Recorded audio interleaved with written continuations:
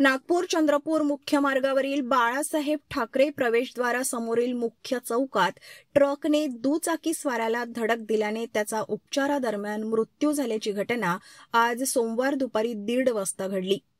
संजय बालाजी कुरेकर वय वर्ष 54 राहणार शेगाव परिसर असे अपघातात मृत्यू झालेल्या इसमाचे नाव आहे. अपघातानंतर ट्रक चालक फरार झाला असून भद्रावती पोलीस त्याचा शोध घेत आहेत.